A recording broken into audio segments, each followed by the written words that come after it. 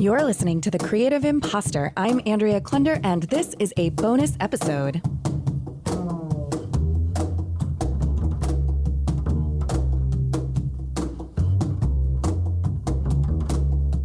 Lucas Spivey, founder, creator, director, I don't even know what you actually call yourself, of Culture Hustlers. Thank you so much for coming back to The Creative Imposter with me. Thank you. It's good to be here, Andrea. What do I call myself? For those of you who did not catch the other episode on The Creative Imposter, I'm Lucas Spivey.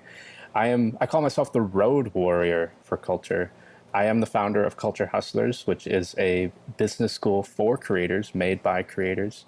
And it's also an educational media company, which produces podcasts, documentaries, photo essays, all telling the story of how artists, designers, performers, writers, and makers can not only make art, but they can make a business, and they make a business cooler than anybody else makes a business. And we have a cohort of different creators all over the world. We are in 35 states and 5 countries right now. And they're just creative people who are working together to help each other build a business model. And the last time we spoke, which of course will be linked in the show notes for this episode, as everyone knows, you were traveling around the country in a vintage Canadian ambulance, and listeners most likely will know that that is one of my favorite episodes to date because it was a very rare experience. This is a very boring experience by comparison, for sure. Yeah. Meeting online and not in person, driving around Chicago. It won't be boring for those of you listening. Do not tune out. Do not tune out. I'm just saying my experience. Okay, that's mean. I shouldn't say that. That's awful. Well, okay. So, yes, it is true. I met Andrea driving a 1973 Canadian military ambulance that I had painted champagne, was the actual color. And inside that, we decked it out with a podcast studio on the road. That is one of 5 vintage vehicles that I have. I have 2 trucks, 2 trailers, and an ambulance. And they are things that I've collected over the years, and I drive them around the U.S. We have one on the East Coast, one on the West Coast, and one in Middle America. And the idea is we can go anywhere in this country and get the story of what it's like to be a creative entrepreneur. And we are not in that today. That is okay. I'm looking out my window right now at my 1970 Ford F100 that I just bought a couple months ago. I painted it coral, although most people think it's pink. That's fine. That is pink. Actually, my 1957 camper is out there next to it. I painted them to match each other. So you've seen the camper, I think. No? No, you did not have the camper with you. It was ambulance only at that time. We will post photos in the show notes. You got it. So where in the world are you right now, then, that you're looking out your window and seeing these vehicles rather than traveling around? How has the pandemic, et cetera, affected your road warriorship, if at all? Yeah, well, we do these podcasts and documentary projects all over the U.S. where basically we pull up to a campus, a festival, a co-working space, or a city park. We're sponsored by one of those entities, and then we open our door and people can come in and tell their story. And of course, we had one scheduled in Houston. We had one scheduled in Detroit. We had one scheduled in Fayetteville, Arkansas. We had one on the books in San Francisco. They all were, canceled. And in some cases, I was able to negotiate that they would be postponed, but some of them were like one-time only events, so they were not able to be postponed. So lost a significant amount of income that way. However, at the same time, we had an online school that, it's almost like, the universe just decided to take away one revenue stream and make us really focus on the other one. So we did a cohort application 4 months ago, was when the last one was due, and we have more applicants than ever. We have a new cohort application that's due Monday, August 3rd. We've already broken that record again, and we still have 4 days to go on that application. So, what the universe taketh away, it giveth in a different way. But for me, I've had to stay put. And personally, I have to tell you, I didn't build this business to make money. I built it to meet new people and go to new places. It really allows me to exercise my unique identity in the world, which is I'll meet a stranger, every hour of the day, every day for the rest of my life and never get tired. Not able to do that right now face to face. So it has been hard for me. About 6 months ago when it really started to hit, I had to take a deep personal inventory and admit to myself that I was going to be profoundly depressed if I didn't come up with a plan on how I was going to survive this pandemic emotionally, because I'm so invigorated by new people and hugs. I wasn't going to be able to have much hugs, you know. So I had to come up with a plan around that. I'm in Tulsa right now, to answer your question that you asked. And I'm actually here for an opportunity that some of your listeners might be interested in called Tulsa Remote. And what it is they pay you $10,000 to move to Tulsa for a year. And anybody who has remote income is eligible for that as long as they're outside the state of Oklahoma.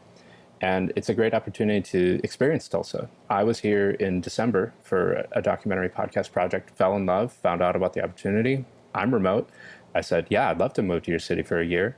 And then, of course, all the pandemic happened. I was like, are you still doing this? And they said, yeah, we would still love for you to come. So that's where I'm at right now. This apartment is fully paid by the George Kaiser Foundation. Thank you very much. So listeners, if you are remote podcasters or journalists or documentarians or whatever, check it out. Tulsa Remote. Another link for the show notes. And the real reason why we wanted to connect is that you are here by special request from one of our listeners who said, I know you're doing this series on pandemic pivots, creative pandemic pivots, and I'd really love to hear Luke Spivey's perspective on it, because you do talk to so many different creators in so many different disciplines all around the world. We have folks in Ecuador, Italy, Kuwait, wow, Spain, and the US, Canada. We have one coming in from Israel. Yeah, we have folks all over. And you proposed a very controversial statement of what you wanted to say on the podcast today. I think COVID is good for creators. Wait, say it again. I believe COVID is good for creators. Caveat, if you're truly creative, you embrace these kinds of opportunities, right? There's the Chinese character for crisis is actually two different things. It's crisis and it's opportunity at the same time. Whenever there's a big shift in the world, those who have the most embedded power stand to lose the most. And those who have had little power, right, like small businesses, artists, you know, like startups, they have an opportunity to seize that moment, pivot quickly in a way that most of these large institutions can't, and take advantage of the new landscape. Now, you may not have the resources to do that, but it still stands to reason there's a shift in the power structure, and if you can pivot quickly and intelligently, you can seize that opportunity. Do you have a concrete example of someone in your cohort or someone who you know personally who has made like a very specific shift that you've seen really be powerful? Yeah. And before we talk about what's working, let's talk about what happened. Yeah. I mean, many people in our cohort lost all of their income, most of their income, some of their income. There was very few who weren't affected by it. A couple people actually kept their income because they were remote and it didn't deal with public interface. But folks who needed to be in human contact with each other in order to do their creative business, they were the most affected. So for example, we have a poet in the cohort. She lost all of her workshops, right?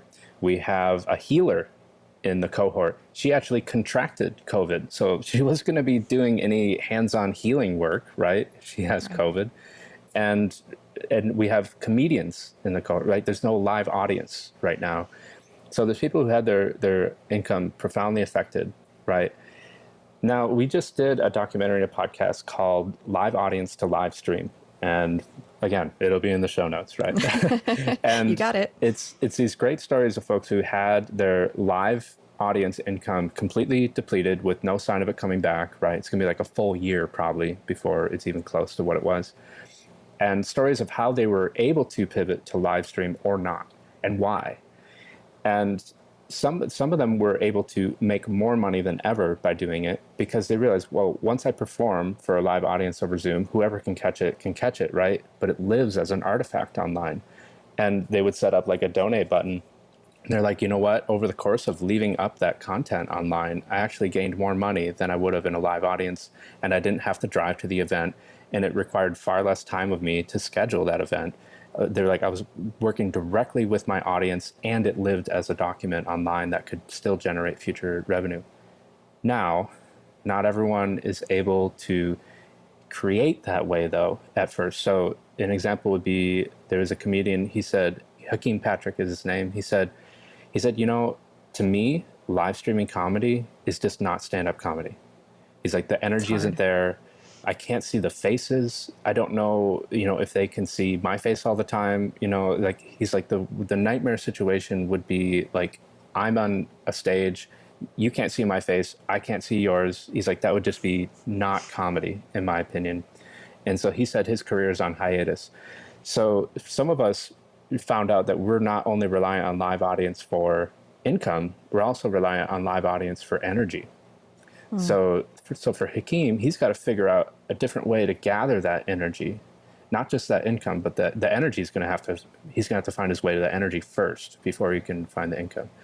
Lucky for him, he'd recorded a bunch of stuff right before the pandemic in front of live audiences. So he's been releasing that stuff slowly.